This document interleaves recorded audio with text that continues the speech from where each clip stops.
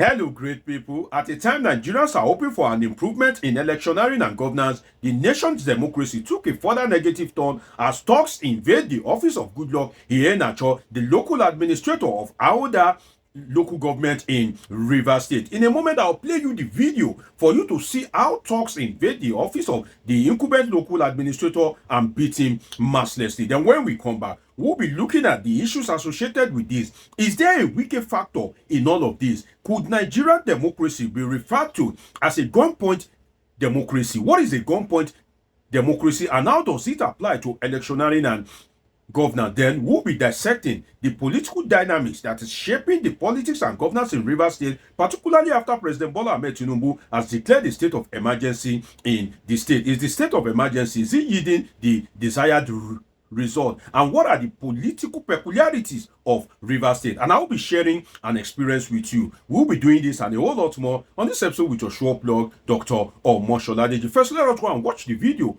of how Goodluck Iheamnacho, the chairman of Ahoada local government in Rivers State, was beaten mercilessly. Let's watch the video, then we come back for some great discussion. Let's watch it. Sign immediately. Where is the signature? Sign. Thank you. Sajas, confirm the signature. Is it correct? Hey! Don't do first. Stop. The man.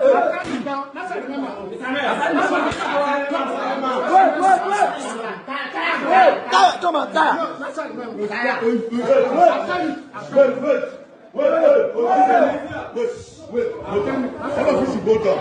You have to hold on now. Who is this man? Get him on that. Get him on that immediately.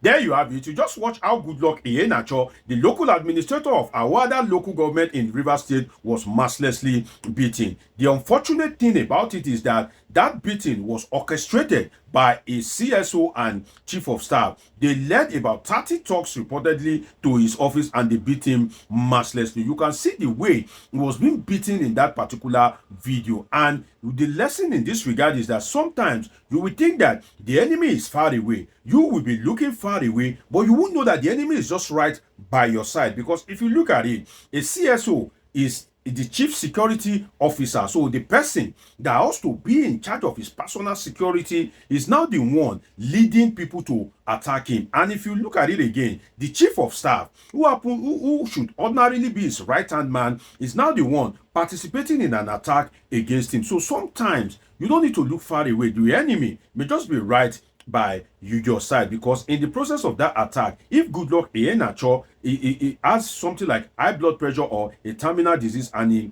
dies in that process, that is the end of it. But then again, let us look at how Nigerian democracy is being run. It is sad that in 2025 that we are looking forward to uninterrupted 30 years of democracy in Nigeria. This kind of thing can be happening. Look at the way talks beat him up like a thief. Look at the way he was being flogged mercilessly as if he is a terrorist. That is unfortunate. If he can be beaten like this, now imagine the ordinary Nigerians. How ordinary Nigerians will be treated by these talks. Don't forget that Goodluck Iheamnacho, the local administrator of Ahoada local government in Rivers State, is a member of, the family. Is a, we kind of thing, is part of them. They are from the same political family. They are from the same clique. So if somebody that they know very well, somebody that is influential, a local government chairman, or as they call it in Rivers State now, due to the state of emergency, local administrator can be treated in such manner.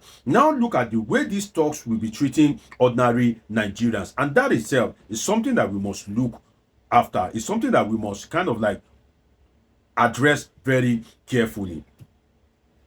Now, let us look at something which is very important. Is Nigeria under gunpoint democracy? And what is a gunpoint democracy? A gunpoint democracy is when you need a rational force to retain or regain power. Because that particular video, if we are to philosophize about it, I would assert that from this particular video and the occurrences that have been happening as regards electioneering and governance, I can safely assert as a political scientist that Nigeria is under or tilting towards what we can call a gunpoint democracy, which is that instead of power to evolve naturally as a result of dialogue, as a result of persuasion, as a result of selling ideas, then you are to retain or regain power by using some form of irrational force. And that is what you see happening in that particular video. And that is quite very sad, because a local government chairman should be respected in its own right. So if a local government chairman can be treated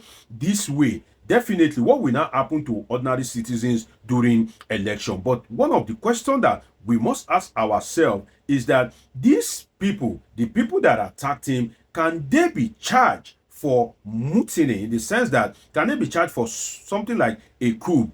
But the problem is that Rivers State itself is not under democratic rule. So maybe the police will end up charging them for assault and maybe some other kind of like things that they deem fit, because the state itself is not under a democratic rule. But let us imagine that Rivers State is under a democratic rule. Let's imagine that it is Lagos State, Enugu State, or any other state in Nigeria that has an elected governor and an elected local government chairman. So if you go into the office of an elected local government chairman and you go the arm's way and you are forcing him, beating him up to resign, and you are being caught in the process, I think that is treason, because you are trying to kind of like end his reign illegally. You are forcing him to end his reign, and that itself comes with serious consequence in Nigeria. But since Rivers State is not under a democratic rule at this point in time, based on the declaration of state of emergency by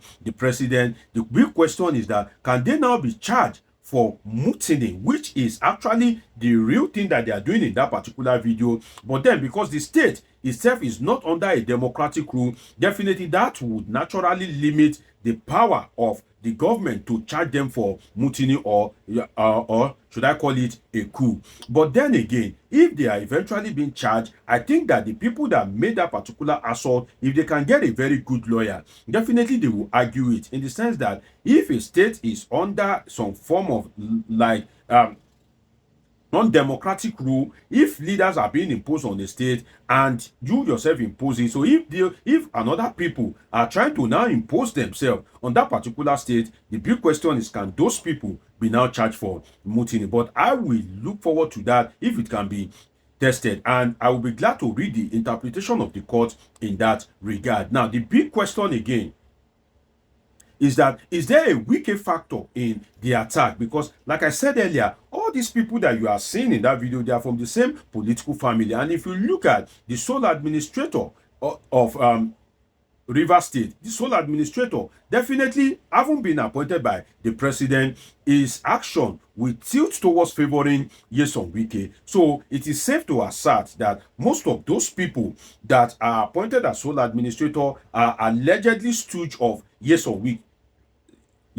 So if that is the case, with the way Nyesom Wike goes about it, doing his things, can somebody go into the office of somebody that was implanted there by Nyesom Wike, and you will go and force that person to resign? So the big question, which the police also need to look at, is that, is there a wicked factor in all of this? Is it that Goodluck Iheamnacho, does he have problem with the minister of FCT, and does the minister of FCT have any connection as regards what happened to him? Because I don't think that anybody will just go and invade the office of somebody that is loyal to Nyesom Wike in that particular manner, and they will just treat him in that light. So I think that the police has a job to do in that regard. Now, in Rivers State, you see cultists, thugs, and Rivers election, they have something in common. And it is sad that they are now taking it into governance. In the sense that in Rivers State, I will rate cultists and thugs,